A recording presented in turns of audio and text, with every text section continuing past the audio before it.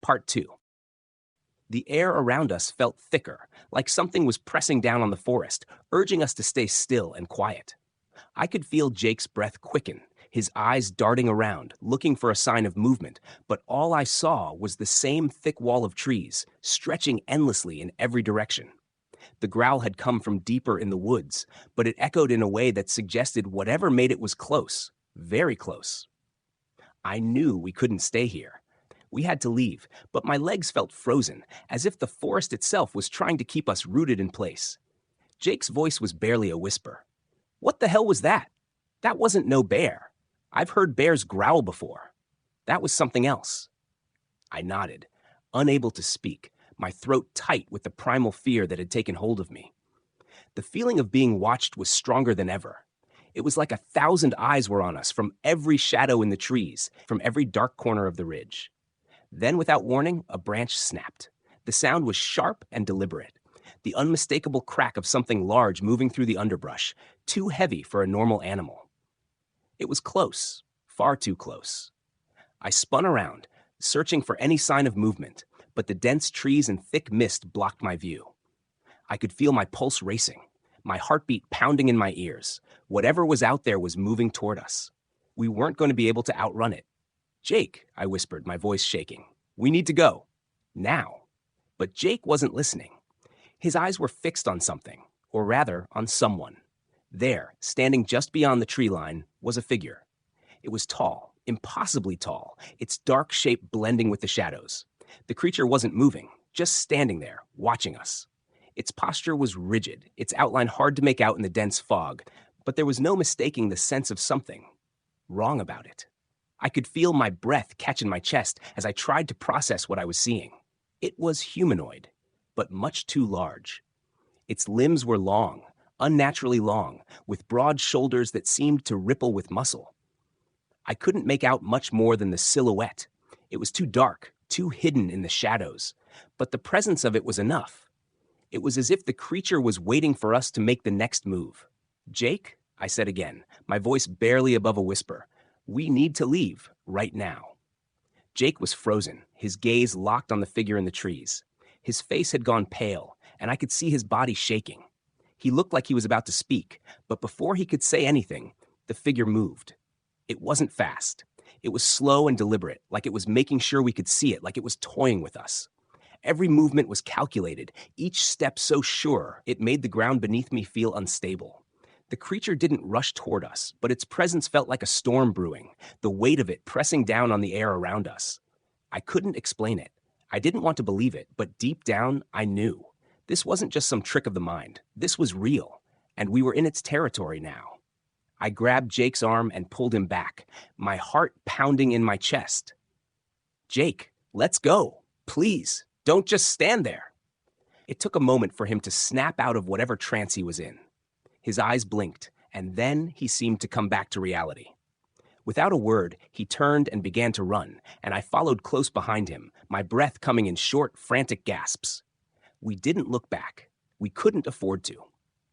As we sprinted through the trees, the sounds of the forest, the crunch of leaves, the rustling of the underbrush seemed to fade, replaced by the pounding of our own footsteps and the beat of our hearts.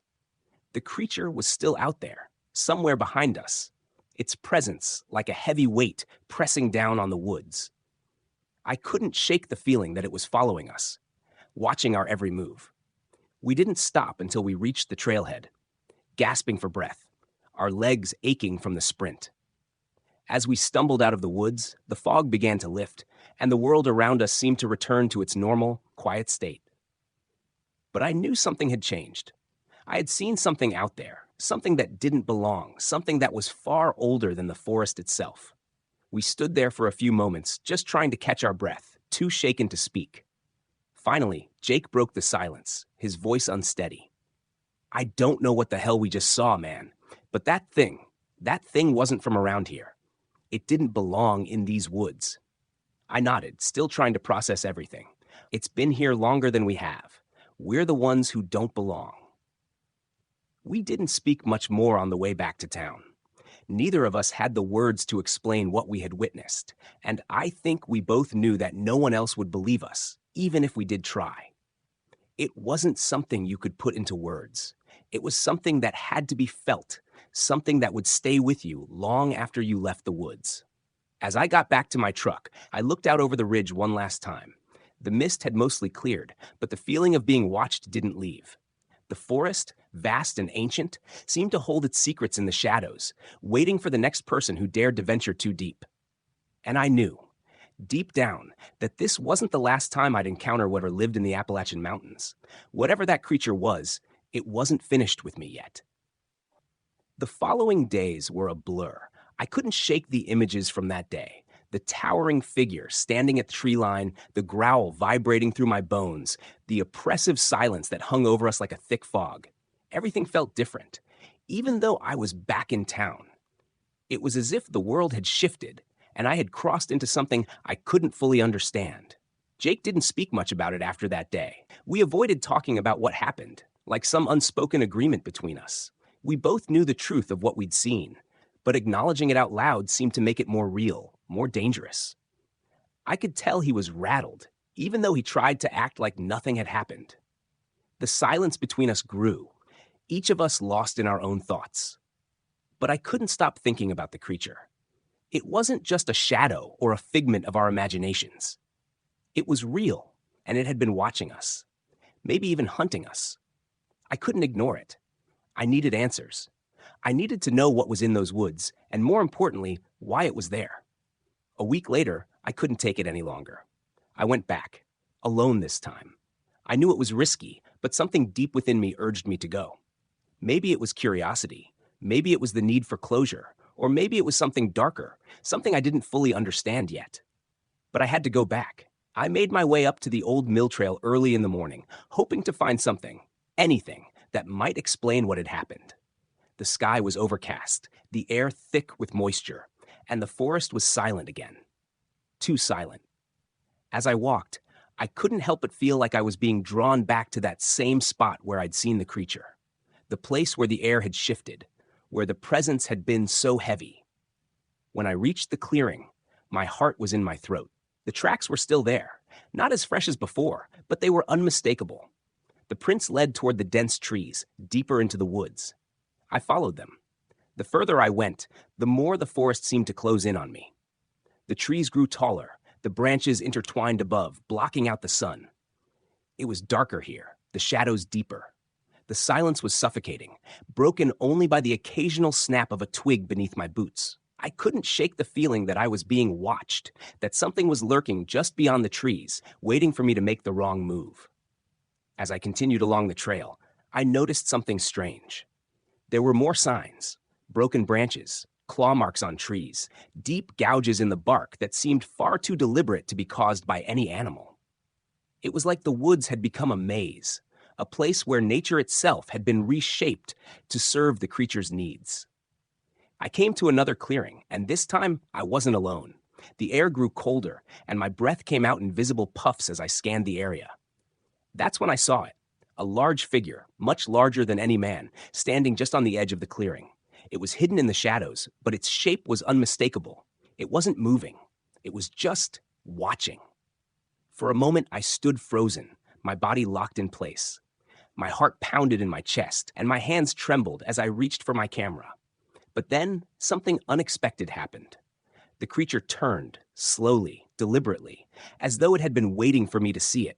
It didn't run. It didn't attack. It simply walked away, disappearing into the thick trees without a sound. I stood there for what felt like hours, my mind racing, trying to process what had just happened. Why hadn't it attacked? Why hadn't it come after me? Was it trying to communicate something, or was it just observing me, like I had been observing it? I didn't have any answers, only more questions. But one thing was clear. Whatever it wasn't going to let me go that easily. It was out there, watching, waiting, and now it knew I was watching back. I stayed in the clearing for a few more minutes, trying to steady my breath, before I turned to head back down the trail. But as I walked, I felt it again.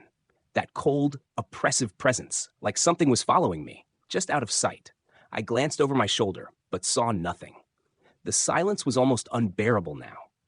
When I finally made it back to the trailhead, the weight of what had happened settled heavily on me.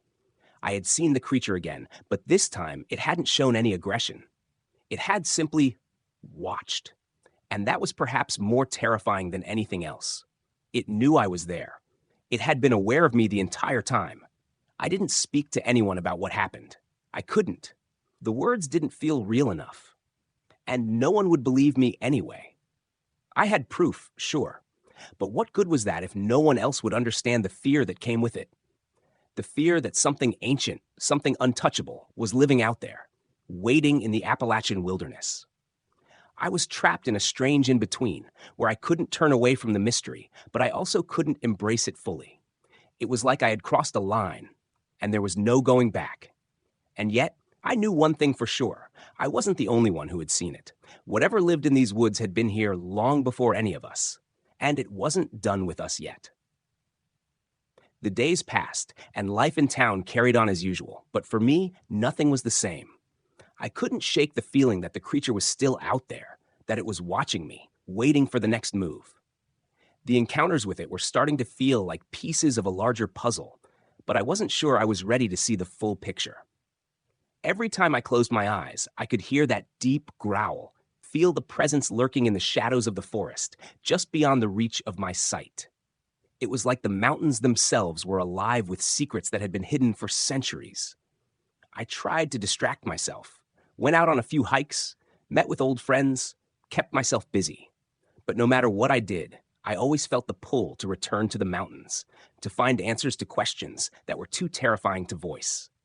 Then, one evening, I ran into Bill. He was sitting outside the diner, the same diner where we'd first talked about the strange happenings in the woods. He looked different, older, worn, as though the weight of something was pressing down on him. I'd seen him around before, but this time there was a heaviness in his eyes that I couldn't ignore. "Bill?" I said, approaching him cautiously. "You okay?" He looked up, his eyes darkened with something I couldn't place. He didn't smile, didn't offer the usual friendly wave. He just stared at me for a long moment before speaking. "You've been up there, haven't you?" he asked, his voice low, almost a whisper. I nodded slowly, unsure of how to respond. The fact that he knew sent a chill down my spine. It was like he was waiting for me to confirm something he already knew. "Did it follow you back?"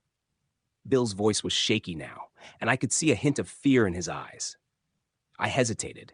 I hadn't told anyone about the second encounter, about the creature that just stood there, watching me. But somehow I felt like Bill needed to hear it. "Yeah," I said finally, my voice barely above a whisper. "It followed me." Bill looked down, his hands trembling as he ran them over his face. "You don't know what you've done," he muttered. "You've seen it, and now it knows you're here." "What do you mean? What's going on, Bill?" I asked, confusion and fear swirling in my gut. Bill took a deep breath, his eyes narrowing as he leaned in closer, his voice dropping even lower. "You're not the first to see it. I'm sure you've heard the stories, people disappearing, strange things happening in these mountains.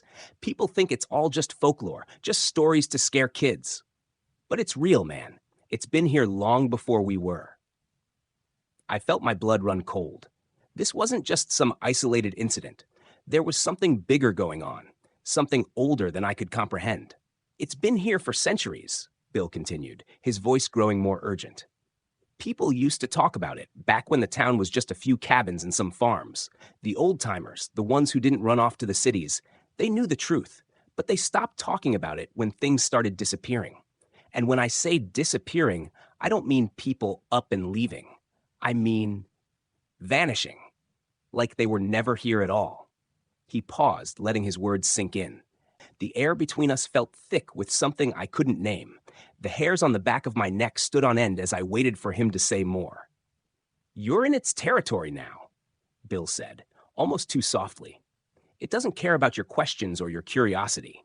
It cares about one thing, keeping its land. And once you've seen it, once it knows you're aware of it, you're a target. The ones who've seen it don't come back the same. And some of them, they don't come back at all." I felt like the ground had been ripped out from under me. This wasn't some small-town rumor or exaggeration. Bill wasn't just telling me ghost stories. He was warning me. He was telling me that there was a reason people had stopped asking questions. "You're not the first to be curious," Bill went on, shaking his head. there were others before you. They went into those woods, started poking around, trying to figure things out. They never came back the same. Some of them came back in pieces. The rest, they were gone for good. There's something in those mountains, something ancient, and it doesn't like to be disturbed. My heart pounded in my chest. This was bigger than I had imagined, much bigger. The creature I'd seen wasn't just one animal or one strange occurrence. It was part of a much older, much darker presence that had been here long before any of us had even thought to question it. "Is there any way to stop it?" I asked, though I wasn't sure I wanted the answer. Bill shook his head. "Not unless you want to face it head on. You can't fight it. You can't outrun it. It knows this land better than any of us. You just have to hope it forgets you were ever here." A cold dread settled over me. I didn't know what I was hoping for, but it certainly wasn't that. I didn't want to go back into the woods, but I couldn't shake the feeling that I had to. Something was drawing me back. The more I learned, the more I realized I was getting closer to something dangerous, something that didn't want to be found. I stared at Bill for a long time, trying to make sense of everything he had just told me. But before I could say anything else, he stood up abruptly. "Be careful," he said quietly, his voice almost a warning. "Once you cross a line, there's no coming back. And trust me, you don't want to go any further." I watched him walk away, his figure blending into the evening haze. His words echoed in my mind. I wasn't sure what I was supposed to do next, but I knew I couldn't just forget what I'd seen. I had to know more. I had to go deeper into the mystery. But I also knew that, whatever lay ahead, I might not be coming back the same. I couldn't sleep that night. Bill's words kept ringing in my head. "You're in its territory now." Over and over again, like a curse. Every creak of the floorboards, every rustle outside my window sent my pulse racing. I kept expecting to see that towering figure standing in my yard, just watching. By morning, I made up my mind. I had to find out more. Someone else in town had to know something. If Bill knew, others did too. I just needed the right person to talk. The town had a strange stillness that day, almost as if it was holding its breath. People moved slower, spoke softer, and there was an unspoken weight in the air.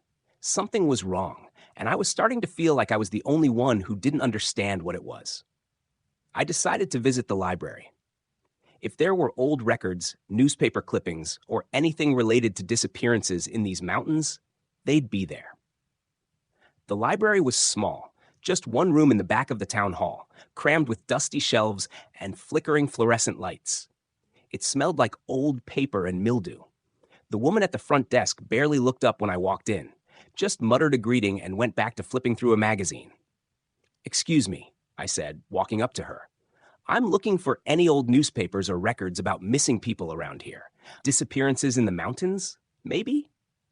Her head snapped up, her eyes narrowing almost imperceptibly. For a brief moment, it was like I'd said something I wasn't supposed to, but she quickly masked it with a neutral smile. "You'll want the archives," she said, her voice flat. "Through the door in the back. Take a right." I thanked her and made my way down the hall. The door to the archives was old and heavy, like no one had touched it in years. I half expected it to be locked, but it wasn't. The room was dimly lit, with rows of metal filing cabinets and stacks of bound newspapers dating back to the early 1900s. I spent the next hour combing through them. At first, it was just typical small-town news, fairs, obituaries, local crimes. But when I started looking specifically for disappearances, a pattern began to emerge. People went missing around here. A lot. And no one ever found them. The deeper I dug, the worse it got. The disappearances weren't just a strange coincidence. They were a part of the town's history. People had been vanishing in these mountains for as long as the records went back. Not every year, not in a predictable pattern, but often enough that it left a mark. Sometimes it was hikers, sometimes locals, and sometimes it was someone who had lived here their whole life and only to walk into the woods one day and never return. But what unsettled me the most was the way the town responded. The old newspaper clippings weren't indifferent, far from it. There were search parties, desperate families, and candlelight vigils. People cared, but they also feared. The articles never went into detail, but the undertone was always the same. Don't go looking too hard. A clipping from 1972 caught my eye. Local man, 28, vanishes near Hickory Ridge. Search efforts called off after 4 days due to hazardous terrain. Authorities urge caution in northern trails. The phrase stood out, urge caution, not for safety, but as a warning. Another article from 1985 mentioned a young woman who disappeared while driving alone at night. Her car was found on the side of the road, door open, keys still in the ignition. The sheriff at the time had been Harlan Coker, the same man still in charge today. And then I noticed something else, something small but important. Whenever someone went missing, there was always one quote from an unnamed local, a sentence repeated in different forms over the years. Some things in these hills ain't meant to be found. I swallowed hard. They weren't ignoring the disappearances. They just knew better than to ask too many questions. I left the library with my head spinning. The air outside felt heavier now, like the whole town was pressing down on me. Everyone knew. They just didn't talk about it. Or maybe they did, quietly, in hushed conversations behind closed doors. I walked down Main Street, my mind still racing. The townsfolk were going about their day as usual, chatting, shopping, working. But now I saw it differently. There was a tension in their movements, a glance over the shoulder that never quite made sense before.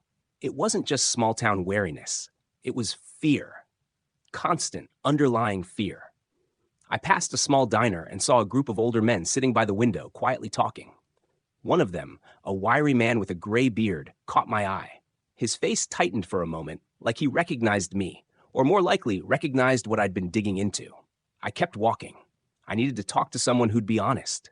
Someone who might crack under pressure. Without thinking, I turned down a side street toward the pit stop, the same bar where I'd first met Bill. Maybe he'd be there again. He'd be there again. The pit stop was quieter than before. A few regulars sat hunched over their drinks, murmuring amongst themselves. The bartender, a heavy-set man with a weathered face, barely looked up as I walked in. The air smelled of cheap beer and cigarette smoke, and the jukebox in the corner played something slow and old. Bill wasn't there. I sighed and took a seat at the bar. After a moment, the bartender wandered over, wiping a glass with a rag that looked like it had seen better days. "You're that fella asking around about the woods," he said, not bothering to hide his irritation. I tensed, just trying to understand what's going on around here. The bartender snorted, shaking his head. "Ain't nothing to understand." I stared at him. "People disappear. That's not normal." He set the glass down with a little more force than necessary. "A lot of places got folks who go missing. Cities got crime. Mountains got accidents. You go too deep, you don't come back. That's just the way it is." I wasn't buying it. "You mean that thing out there, the one people pretend they don't see?" The bar went quiet. A few heads turned slightly in my direction. The bartender sighed, leaning in slightly, his voice dropping to a near whisper. "Listen, son, I don't know what you think you're going to prove, but folks around here learned a long time ago. We don't go looking for things that don't want to be found." He straightened, wiping his hands on his apron. "Best you do the same." I clenched my jaw, frustration boiling under my skin. "So that's it? Just pretend it's not happening?" The bartender's face darkened. "Ain't pretendin'." He glanced toward the door, then back at me. "You ever seen a mother spend years looking for a kid that's never coming home? You ever seen a man drink himself to death because he went looking and found something he shouldn't have?" I didn't answer. He exhaled sharply.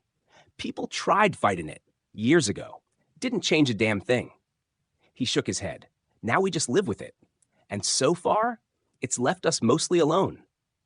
I didn't like the way he said mostly. Then he leaned in one last time, his eyes cold and firm. "If you're smart, you'll get in your car and leave before you end up on one of those newspaper clippings you've been digging through." A chair scraped against the floor behind me. A quiet sign that my welcome was wearing thin. I swallowed hard, my hands clenched into fists. I should have listened, but I didn't. I didn't leave. I should have, but I didn't. Instead, I walked out of the pit stop and found myself standing in the dim evening light, my mind churning. The bartender's words had hit me hard. People tried fighting it. Didn't change a damn thing. What did that mean? Had they seen it? Had they tried to kill it? And why the hell did the town just accept it now? I needed to find Bill. I remembered him mentioning he lived in a small trailer just off the highway. It was risky to go poking around, especially after the warning I just got, but I couldn't stop now. I had to know. By the time I reached the outskirts of town, the sun was almost gone, casting long, skeletal shadows through the pines. Bill's trailer sat alone at the end of a gravel road, rusting and weathered. The only light came from inside, a dull glow behind thin curtains. I hesitated, but only for a second. Then I knocked. There was silence for a moment. Then shuffling footsteps. The door opened just a crack, and I saw Bill's bloodshot eyes peer out. When he recognized me, his face hardened. "You shouldn't be here," he muttered. "I know," I admitted. "But I need to talk to you. Please." Bill glanced over his shoulder, like he was afraid someone might see us. Then, after a moment of hesitation, he stepped aside. "5 minutes," he grumbled. Bill's trailer smelled like stale beer, cigarettes, and something metallic, like old blood. Piles of junk, tools, and hunting gear were stacked in corners. A single shotgun leaned against the door. I noticed the curtains were all pinned shut, like he didn't want anyone looking in. "You still diggin'?" Bill asked, sitting down heavily on a worn-out recliner. "Yeah," I admitted. "I went through the old newspaper archives today. I saw how many people have disappeared here. I know the sheriff knows. I know you know." Bill let out a bitter, humorless laugh. "Yeah, we all know." I leaned forward. "What is it, Bill?" He looked at me, his face lined with something deeper than just age, pure, unfiltered fear. "Dunno what you'd call it. Ain't a bear. Ain't no man neither. Walks like a man, taller than any I've ever seen. Smells like rot. Tracks don't make sense." My skin crawled. "And it's been here a long time?" Bill nodded slowly. "Before I was born. My daddy used to tell me stories about it when I was a kid. Said his daddy told him too. Called it the thing in the hills. Said it didn't hunt like an animal. It watched, waited, took its time, picked off folks when it felt like it." I swallowed hard. Why doesn't anyone do anything? Why not call for help, get the government involved? Bill laughed again, colder this time. "You think we ain't tried?" He leaned forward, his voice dropping low. "Back in '74, a group of men from town, my dad included, went out with rifles. Figured they'd put an end to it." I felt a shiver run down my spine. "And?" Bill's face twisted like he was reliving it. "They left early one morning. 9 of them. Good men, tough men. Had rifles, hunting knives, enough ammo to clear a hillside." I didn't breathe. Bill's voice lowered even more. 3 days later, they found what was left. Not bodies. Just things. Their gear, scattered in the dirt. The rifles were snapped in half. I mean, literally, bent like they were made of plastic. Their knives were twisted like someone grabbed the blade and wrung it out like a towel. My mouth went dry. And their clothes. Bill's eyes seemed to go hollow. Just pieces. Torn up jackets, shredded flannel, bits of boots. Like they got yanked apart. But no blood, no bones, nothing. I couldn't speak. "Sheriff said it was a bear attack," Bill scoffed bitterly. "Whole town knew better, though. Men like that don't get done in by no damn bear. But nobody said nothing. Just let it lie." My stomach churned. "And after that?" Bill didn't answer right away. His eyes seemed to drift toward the dark window. "It didn't stop, but it got quieter. Like it knew we learned our place. Every few years someone'd still go missing, but we stopped going after it." I clenched my fists. "So that's it? You just let it take people?" Bill's gaze snapped to mine, and for a moment I saw something like anger flare in his eyes. "You think we let it? You think we like living like this?" His voice trembled. "You don't understand. When you see something like that, something that don't belong, and you learn it can't be stopped, you either keep fighting and end up like them or worse, or you keep your head down and learn to survive." Silence hung heavy between us. Bill exhaled sharply and leaned back. "Town don't talk about it no more. We all know it's still out there. We just don't go too deep in the hills, don't hike after dark. And we sure as hell don't go looking for folks that go missing. It's the only way we keep our own alive." I swallowed hard. "But people still disappear." Bill nodded. "Yeah, but less than before." He looked me dead in the eye. "And long as we don't provoke it, it mostly leaves us alone." The word "mostly" hung in the air like a curse. I stood, my legs weak. I should go. Bill didn't stop me, but as I reached the door, his voice came once more. Low, grave. "You got its attention, didn't ya?" I froze. "What?" Bill's eyes were dark, empty. "You went poking around, asked questions, stirred up dust. It noticed you. That's how it starts. A cold dread sank into my bones. "You're going to start seeing things in the trees now," Bill said softly. "Hearing things when you're alone. Might not take you right away, but it'll watch. Wait, decide if you're worth the trouble." I turned, my throat dry. "How do I stop it?" Bill didn't answer. He just stared at me like he already knew I was a dead man. "Good luck, son," he finally muttered. "You'll need it." I walked out of that trailer, and for the first time since coming to this town, I genuinely thought about leaving. I should have, but I didn't.